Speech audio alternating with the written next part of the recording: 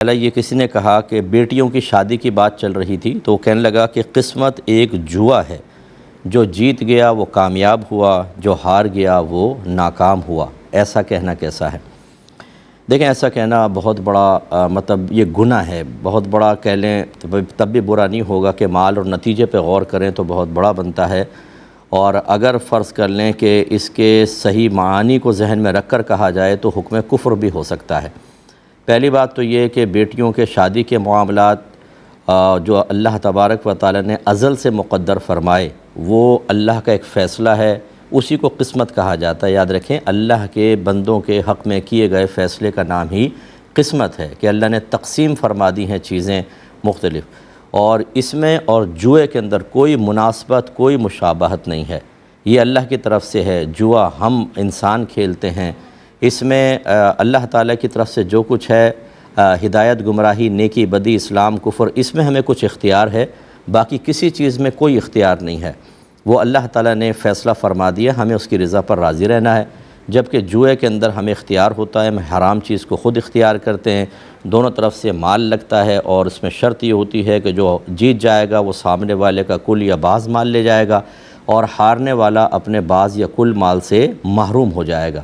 جبکہ دیکھ لیں بیٹیوں کی شادی میں تو ایسا تو نہیں ہوتا کہ محروم ہو گیا، بچے کی شادی ہوتی ہے، نفع ہوتا ہے، داماد ملتا ہے، اور اگر لڑکا ہوتا ہے تو اس کو ایک بیوی حاصل ہوتی ہے، دو خاندان ملتے ہیں، تو کسی بھی لحاظ سے مشابہت نہیں۔ یہ بالکل ایسی ہی مشابہت ہو سکتی ہے جیسے میں کہوں کہ اس گلاس میں اور کتے میں کوئی فرق نہیں ہے، ایک جیسے ہیں۔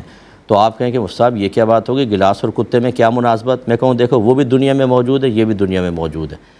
تو اس قسم کی باتیں کر کے کوئی مشابہت پیدا نہیں کی جا سکتی۔ تو ایک تو مشابہت نہیں ہے، کہنا ہی احمقانہ پن ہے، اور دوسری بات یہ ہے کہ جوا حرام قطعی ہے، یہ گناہ کبیرہ ہے، اگر حلال سمجھ کے کیا جائے تو کفر ہے۔ اللہ تبارک و تعالیٰ کے ازلی فیصلے بالکل عادلانہ ہوتے ہیں، اور فضیلتوں پر یا اللہ کے فضل پر مشتمل ہوتے ہیں، بالکل حکمت کے ساتھ ہوتے ہیں۔ اتنی اچھی چیز کو ایک حرام اور خراب چیز کے ساتھ مناسبت اور مشابہت قرار دینا، اس لیے میں نے کہا کہ اگر کوئی یہ ارادہ کر کے کرے کہ جیسے وہ حرام ہے ایسے یہ بھی، جیسے وہ گندہ ہے ایسے یہ بھی، تو کفر تک بھی ہو سکتا ہے، لیکن ایسی گندی چیز کو مشابہت دینا بالکل خطرناک اور بالکل غلط ہوگا۔ اس کو صرف سمجھانے کے لیے عرض کر رہا ہوں کہ کوئی یہ کہے کہ انسان میں اور کتے میں کوئی فرق نہیں ہے، کوئی کہے بھئی یہ کیا بات ہوگی، تو آپ کہیں دیکھیں اس کی دو آنکھیں، تمہاری بھی دو آنکھیں، اس کے پیر، تمہارے بھی پیر، وہ بھی کھاتا ہے، تم بھی کھاتے ہو، وہ سوتا ہے، وہ سوتا ہے، تو کتے میں اور اس میں کوئی فرق نہ ہوا۔ تو یہ ایسا نہیں ہوتا کہ یہاں تو مناسبت بھی نہیں ہے۔ اگر تھوڑی بہت ہی کوئی مشابہت یا مناسبت کسی چیز کی ہو، تب بھی ارذل چیز کے ساتھ کسی کو نسبت نہیں دی جا سکتی۔ کسی اعلیٰ چیز کو کسی ادنیٰ چیز کے ساتھ نسبت دیں گے تو بے ادبی ہے، برا ہوتا ہے۔ اس لیے ایسے شخص کو چاہیے کہ وہ اللہ تعالیٰ کی بارگاہ میں توبہ کرے، اور آئندہ اس قسم کے جملے محاورتاً بھی استعمال کرنے کی شرعاً اجازت نہیں ہوتی ہے۔ ایسی کسی نے کہا کہ قسمت کی دیوی کاش مجھ پر بھی مہربان ہو جائے، یہ کہنا کیسا ہے؟ یہ بھی بالکل غلط ہے۔ دیکھیں، یہ ہمارے ہاں صرف ایک خدا کا تصور ہے، لا الہ الا اللہ، نہیں ہے کوئی معبود، صرف اللہ تعالیٰ، سوائے اللہ کے کوئی معبود نہیں ہے۔ اور ہمارے ہاں اللہ تعالیٰ جو ہے اس کے ساتھ جنس کو وابستہ نہیں کر سکتے کہ وہ مذکر ہے یا مؤنث ہے، یہ انسانوں کے لیے ہوتا ہے۔ اللہ تبارک و تعالیٰ اس سے پاک و صاف ہے۔ اگرچہ اللہ تعالیٰ کے لیے قرآن میں جتنے بھی الفاظ استعمال ہوئے وہ مذکر کے استعمال ہوئے، لیکن یہ تذکیر و تانیث یہ ہماری مخلوق کے لیے اس کے عوارضات میں ہے، اللہ تعالیٰ اس سے پاک و صاف ہے۔ تو لہٰذا معلوم یہ ہوا کہ ایک تو خدا واحد ہے، یہاں پر جو دیوی دیوتاؤں کا تصور رکھتے ہیں وہ ایک سے زیادہ خدا کا تصور رکھتے ہیں۔ پھر ہمارے ہاں عورت کا نبی ہونے کا تصور نہیں چاہ جائے کہ عورت کو خدا مان کے اس کو دیوی کہا جائے، تو لہٰذا یہ بھی ایک کافرانہ اور بالکل کفریہ خیالات کا ایک نتیجہ ہو سکتا ہے کہ جی قسمت کی دیوی۔ قسمت میں نے ابھی آپ کو بتایا اللہ تبارک و تعالیٰ کے ازلی فیصلے کا نام ہے، یہ کسی دیوی یا دیوتا کا نام تو نہیں ہے۔ تو اس لیے اس میں بھی چونکہ مشابہت بالکل غلط ہے، محاورہ ایک کفر پر مشتمل ہے، اس میں تو خاص یہ کہا جائے گا کہ کہنے والے کو چاہیے کہ اللہ کی بارگاہ میں توبہ کرے، اور احتیاطاً تجدید ایمان اور تجدید نکاح بھی کرے، اور ایسے لوگ اگر باز نہ آئیں تو آپ ان سے قطع تعلق کرنے کی کوشش کریں۔ ایک بھائی نے پوچھا کہ تمام تر سہولیات کے موجود ہونے کے باوجود بعض لوگ پیدل حج کر رہے ہیں، کوئی دھاگے سے قرآن پاک لکھ کر ایک کارنامہ سر انجام دینے کی کوشش کر رہا ہے، کیا یہ وقت کو ضائع کرنا نہیں ہے؟ اور خود کو تکلیف میں ڈالنا نہیں ہے، کیا حکم شرع ہوگا؟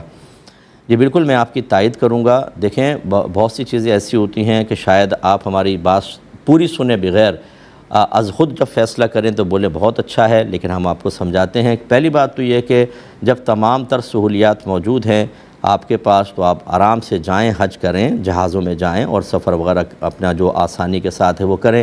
اس سے آپ کا وقت بچتا ہے، باقی ٹائم آ کر اللہ تعالیٰ کی عبادات میں صرف کریں، اور اس میں اخلاص کو قائم رکھنا بہت حد تک ممکن ہو سکتا ہے۔ جبکہ پیدل حج کے اندر ہم نے دیکھا ہے کہ جس شخص نے کبھی باطنی گناہوں کے بارے میں نہ پڑھا ہو، اگر چاہیں تو امتحان لے لیں، اس سے پوچھیں کہ ریا کسے کہتے ہیں، اس کی لغوی تعریف کیا ہے، شرعی تعریف کیا ہے، ریائے مخلوط کیا ہے، ریائے غیر مخلوط کیا ہے، جو ریاکاری کرے گا اس کا آخرت میں انجام کیا ہے، اس کو صفر بھی پتہ نہیں ہوگا۔ ایسے حضرات جب یہ پیدل سفر حج پر جاتے ہیں تو ریاکاری سے بچنا اور شیطان کے بہکاوے سے محفوظ رہنا پاسبل ہی نہیں ہوتا۔ جس سٹی سے گزرتے ہیں وہاں لوگ تحفے دے رہے ہیں، تحائف دے رہے ہیں، فوٹو کھنچ رہے ہیں، اپنا کارنامہ بیان کر رہے ہیں کہ جی میں عبادت کے لیے جا رہا ہوں۔ حالانکہ نبی کریم صلی اللہ علیہ وسلم نے سب سے افضل صدقہ وہ قرار دیا کہ اس طرح چپ چاپ دینا کہ سیدھا ہاتھ دے تو الٹے ہاتھ کو خبر نہ ہو۔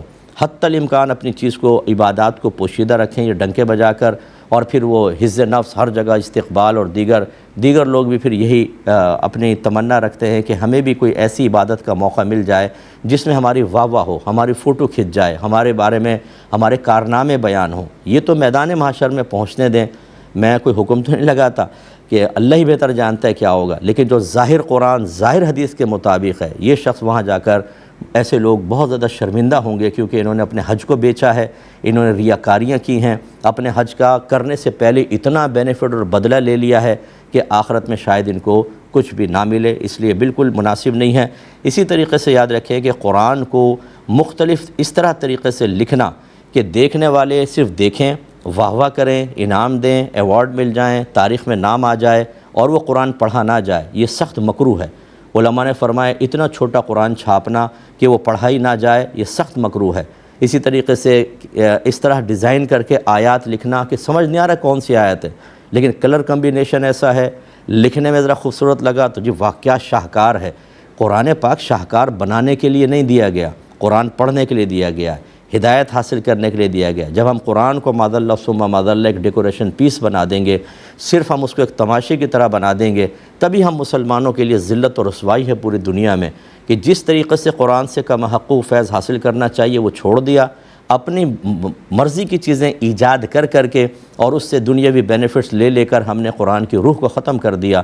آج ہمارا حشر سامنے ہے، تو یہ دھاگے سے قرآن لکھنا، بہت ہی باریک قرآن لکھنا، بہت ہی بڑا قرآن لکھنا کوئی کمال نہیں ہے۔ اصل یہ ہے کہ اس انداز سے آپ کام کریں کہ لوگ قرآن کے قریب آ کے اس کو پڑھیں، ان کو ہدایت ملے، یہ ہے اصل چیز۔ ان چیزوں کا آخرت میں کوئی بینیفٹ نہیں۔ اگر دھاگے سے پورا قرآن لکھ دیا تو لائیں کوئی قرآن یا حدیث کی کوئی آیت کہ جی آخر میں آپ کو آخرت میں بہت بڑا انعام ملے گا، بالکل کوئی انعام نہیں ہے۔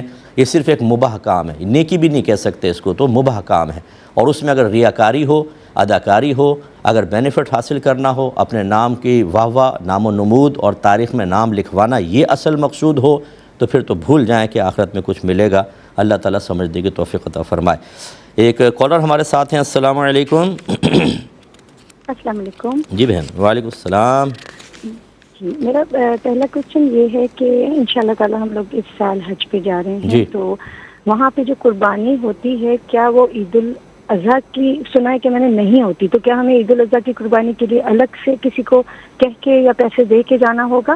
جی میں بتاؤں۔ اور میرا دوسرا سوال یہ ہے کہ کچھ سال پہلے ہم نے کسی سے اب ایک جگہ کرائے پہ لی تھی، لائک ان کے گھر کا ایک حصہ، تو اس وقت ہمارا گھر بن رہا تھا۔ اس کے بعد پھر ہم نے 2 مہینے کے لیے کہا تھا، لیکن ہمارا گھر 15 دن پہلے ہی بن گیا 2 مہینے سے، تو ہم نے ان کو پھر جتنے دن ہم رہے اس کا ہم نے ان کو کرایہ دیا نا۔